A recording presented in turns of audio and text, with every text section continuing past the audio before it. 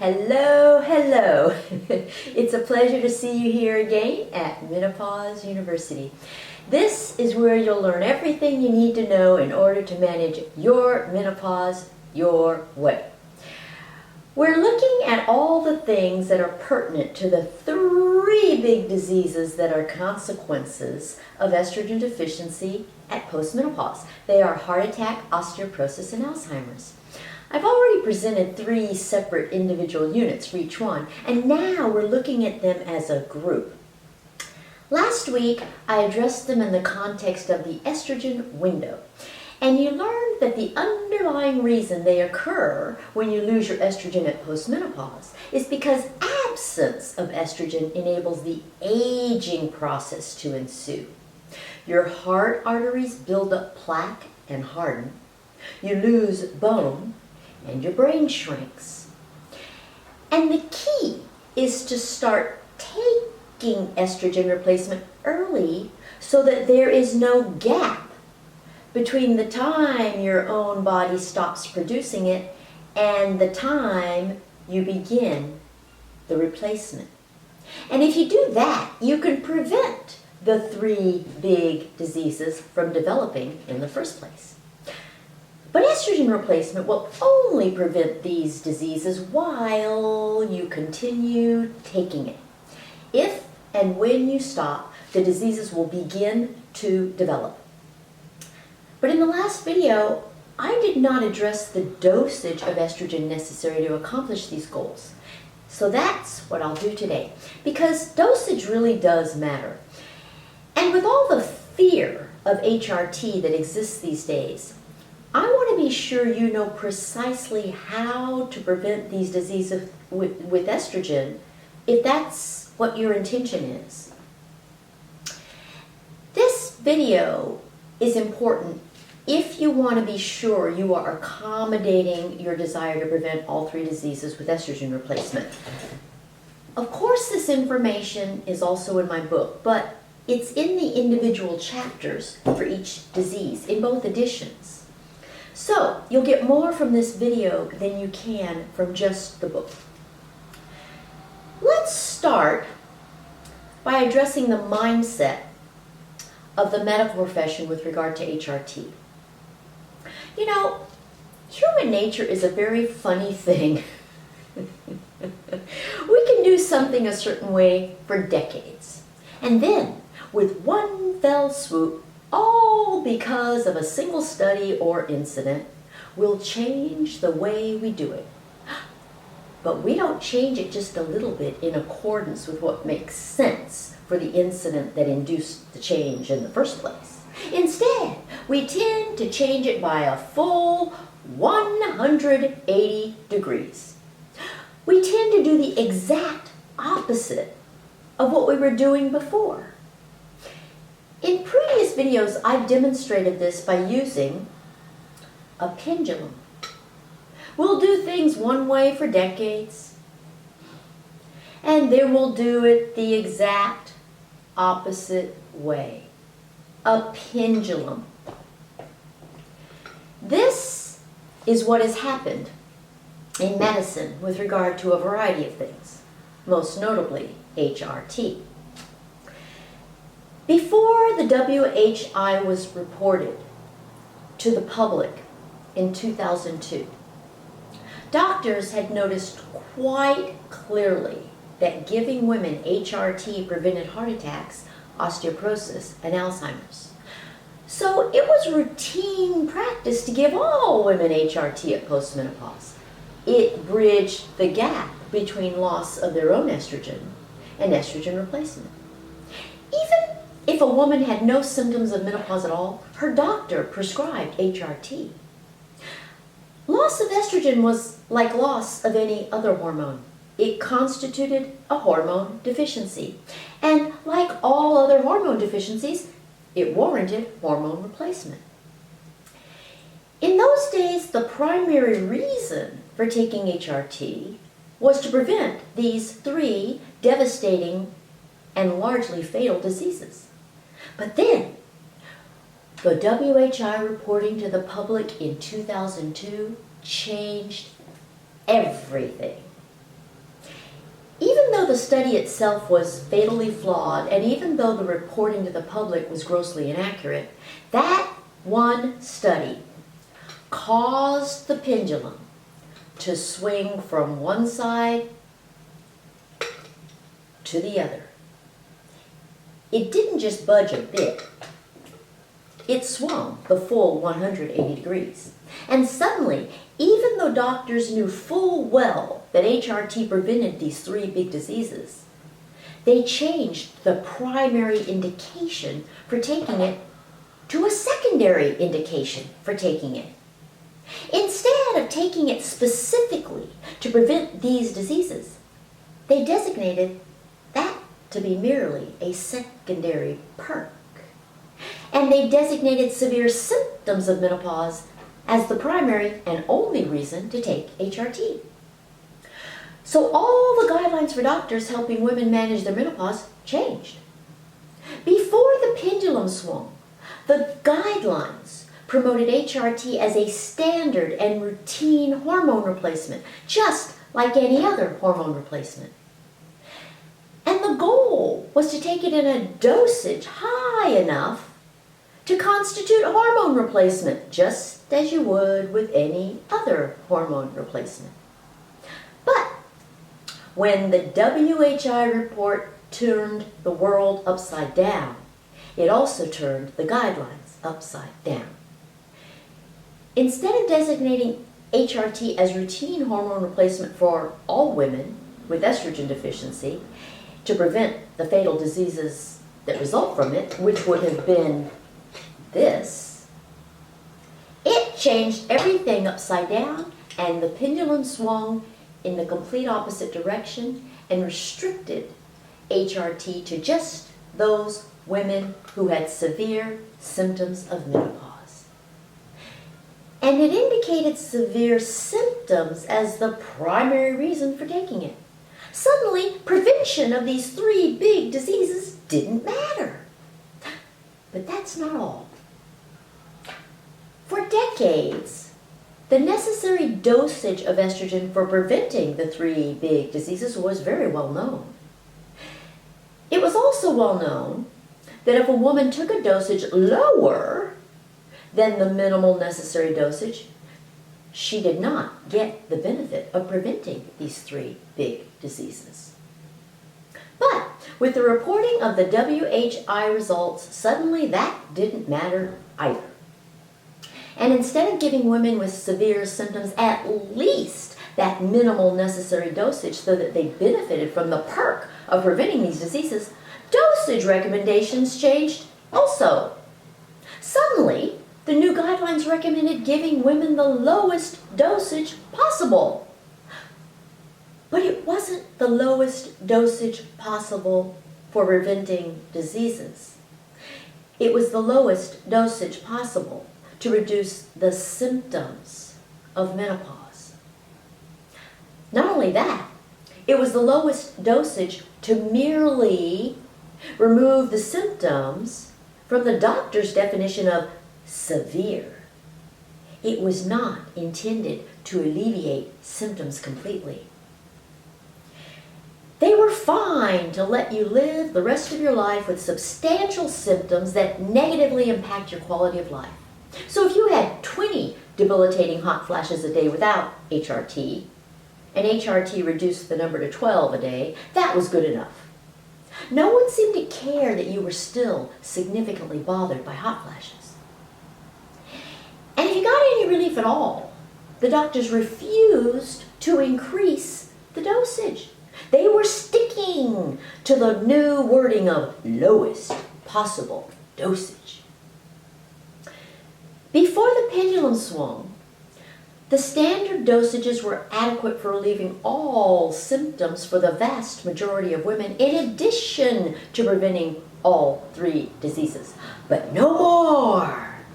With the pendulum swing, a few women would have a little improvement in their symptoms, but they would still endure the aging process that caused the three big diseases.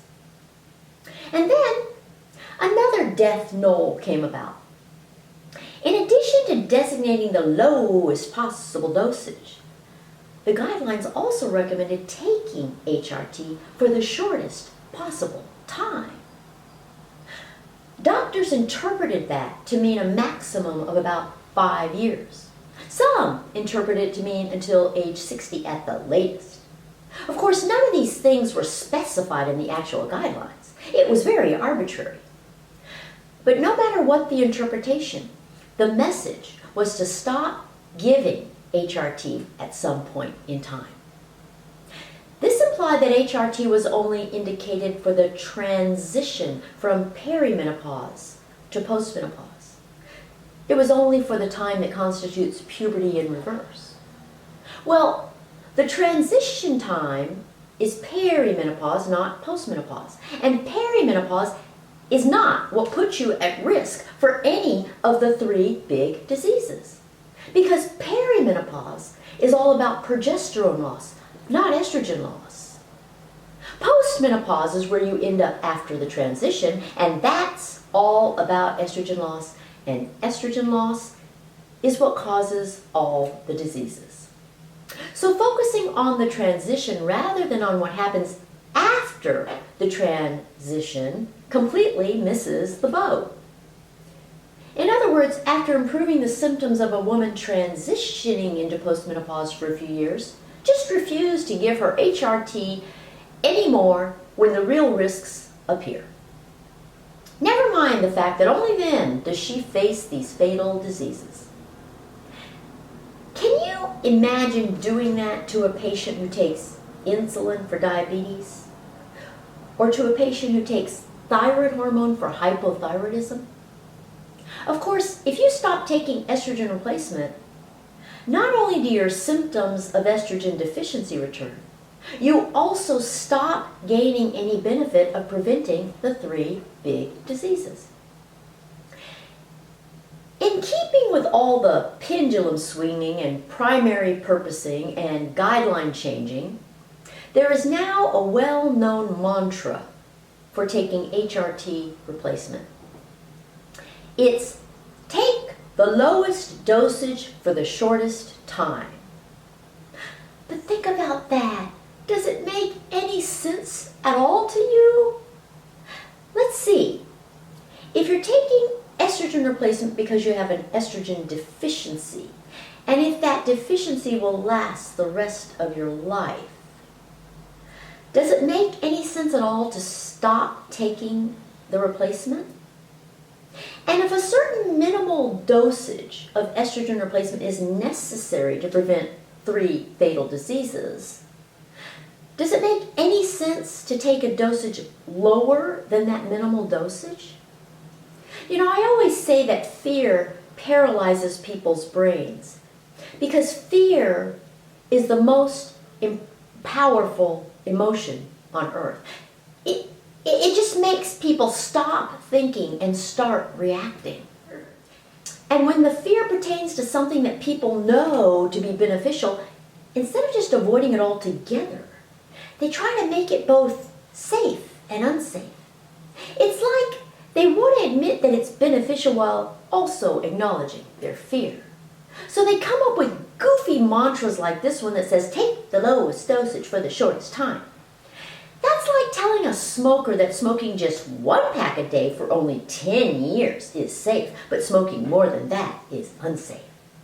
It just doesn't make sense, especially with regard to replacing a hormone that your own body used to produce itself. So despite this loony mantra, and despite the fact that you'll see guidelines for it, and despite the fact that your doctor may follow it, I want you to know the minimal necessary dosage for preventing the 3 big diseases. If we were to depict the swinging of this HRT pendulum verbally, it would look like this. Here you see a simple chart in which I have listed all the factors that pendulumed from one extreme to the other in the first column. In the second column, you see how things were before the WHI. That's when HRT was for postmenopause, considered hormone replacement for a hormone deficiency, taken for disease prevention by all women, in dosages at or above the minimal necessary dosage for preventing diseases, and taken indefinitely. And in the third column, you see how things were and still are after the WHI study.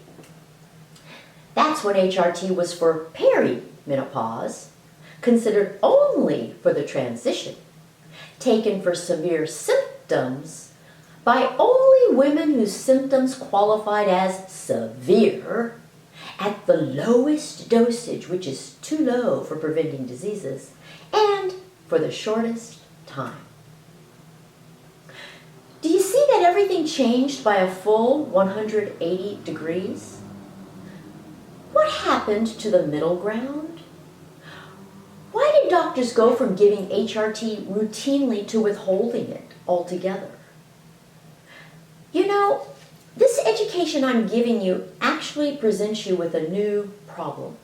The problem is that if you learn everything in order like you're supposed to, you will know not more than 90% of doctors. When I do consultations, I create a document that is over 50 pages long for you. And I always tell you that it puts you in a situation of knowing much more than most doctors, but that's my goal. Most doctors know nothing about menopause. So while this is not a do-it-yourself program, it is a toolkit to help ensure that you're meeting your goals. So here is the chart of the minimal necessary dosages of estrogen for preventing the 3 big diseases. And fortunately, all 3 diseases require the same dosage minimum. And please, please realize that these are the minimal dosages, not the maximal dosages. Many women take much higher dosages than the ones listed here. And if you've been watching these videos in order, you've seen this chart before. The chart is simple. You just see 2 columns. In the first column, I've listed the different kinds of estrogen. This constitutes the estrogen ingredient in various products. I have not listed products' names or brands, and that's because they differ from country to country. And knowing the actual estrogen ingredient is much more useful to you. In the second column, I've indicated the minimal necessary dosage for each product. They differ for all sorts of reasons having to do with chemistry, pharmacology, therapeutics, molecular size, etc. And the bottom line is that if you take any dosage lower than the indicated dosage for your particular product, you will not prevent the 3 big diseases. Please believe me on this. Do not apply magical thinking. Notice that the last 2 items in the chart are compounded estrogens. These are not reliable at all for preventing any disease, regardless of dosage. Do not take chances with them if you want to prevent these 3 diseases. I'll talk about that more in the next video, which will explain why compounded bioidentical HRT doesn't cut it for preventing the big 3 diseases. And you can find both charts that I've shown you in the description box or at menopausetailor.me. Now, sometimes when I teach women about these minimal necessary dosages for preventing diseases due to estrogen deficiency, they ask me to cite studies that designate these dosages. It's as if they need to rely on at least one study in order to believe that the minimal dosages are valid. So let me comment on how these minimal necessary dosages came about. Because it turns out that this information on minimal necessary dosages is nothing new. It derives from knowledge we had decades ago when it was routine to give all women HRT at the time of postmenopause. So between the mid-1900s and 2002 being when the WHI study misreported its findings, there was not a vast array of estrogen products for estrogen replacement. Instead, there was just one. The first and only estrogen replacement option at the time was Premarin. On the list, Premarin is conjugated estrogens. Conjugated estrogen just means a combination of estrogens. And because all women took the very same estrogen product, it became a well-established fact that the minimal necessary dosage of Premarin for preventing heart attack, osteoporosis, and Alzheimer's was 0.625 milligrams. And many women took dosages much higher than that. But dosages lower than that failed to provide the benefit of preventing these three diseases. Since then, as new estrogen replacement products have become available, their minimal necessary dosages have been designated by determining the dosage that is equivalent to 0.625 milligrams of Premarin. In the years before the WHI, all studies verified these minimal necessary dosages. They have never changed. What has changed is the fear of HRT. And that is the only reason anyone ever questions the minimal necessary dosages or gives women lower dosages. Fear is the only reason anyone ever thought about taking the lowest dosage. There is no mantra or warning to take the lowest dosage for any other hormone replacement, nor is there any such thing as taking any other hormone replacement for the shortest time or any limited time. For all other hormone replacements, you take the hormone replacement for the rest of your life. So you don't need a study to prove that the minimal necessary dosages are the minimal necessary dosages. Before the fear provoked by the WHI, this was common knowledge, and people used HRT in a way that made common sense. But, nowadays, common knowledge and common sense just aren't very common anymore. And please understand that these are the minimal dosages. They are not the maximal dosages. Time and time again, women say, "Oh, I don't want to take a dosage any higher than that." And I ask if she understands the meaning of the word minimal, because she's behaving as if the list of dosages is a list of maximal dosages. It isn't. This misinterpretation of a minimal dosage as a maximal dosage is due to fear. It constitutes the same thing I described earlier, wanting to admit that it's beneficial while also acknowledging your fear. If you take the minimal necessary dosage of a product and you still have increasing cholesterol, bone loss, or brain fog, then it is obviously not enough for you. Or if you take the minimal necessary dosage and you still have symptoms of estrogen deficiency, then it is obviously not enough for you. Your body talks to you. Listen to it. Your body wants what it wants. It doesn't care about this list. And remember, if you ever take a dosage lower than this, you lose the benefit of preventing the three big diseases regardless of whether you have symptoms or not. So if you're going to take estrogen replacement at all, for heaven's sake, at least take a dosage that will prevent the three big diseases. I think the mantra should be take the appropriate dosage for the appropriate time. It sure would make a whole lot more sense instead of sending mixed messages the way the current mantra does. Because you can't have it both ways. You can't minimize your replacement of estrogen and expect the long-term benefits. Or even better, there shouldn't be a mantra at all. There isn't one for any other hormone replacement. Sometimes people appear to be overthinking things when in fact they're actually underthinking them. The whole purpose of this menopause education is to make it possible for you to clearly define your goals. And once you do, you need to commit to making sure you meet them. And swinging from one extreme to the other like a pendulum will not get you anywhere. Starting and stopping estrogen replacement over and over again won't get you anywhere. Decide what you want and employ management options that will meet your goals. Do not shoot in the dark, hoping that everything will be fine. It won't. Adjust your expectations so that they are aligned with the capabilities of the management options you choose. Just because some things in life behave like a pendulum doesn't mean that you should too. Okay, so the summary for today is that although there is a minimal necessary dosage of estrogen to prevent the 3 big diseases, the guidelines have converted disease prevention from a primary reason for taking HRT to a secondary reason for taking HRT. And in doing so, they have also ignored the minimal necessary dosage requirement and created a mantra that completely defeats the purpose of replacing a hormone that is deficient. If you follow the mantra, there is no way you will prevent the 3 big diseases.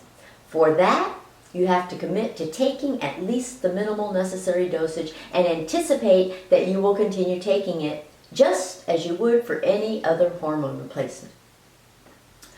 All right, next week we'll address why compounded bioidentical HRT doesn't even qualify as adequate for preventing any of the 3 big diseases. And that's going to be a video you should not miss.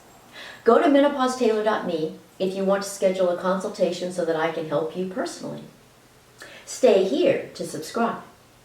Go to Facebook, Twitter, and Instagram to follow me. And come back next week. Bye!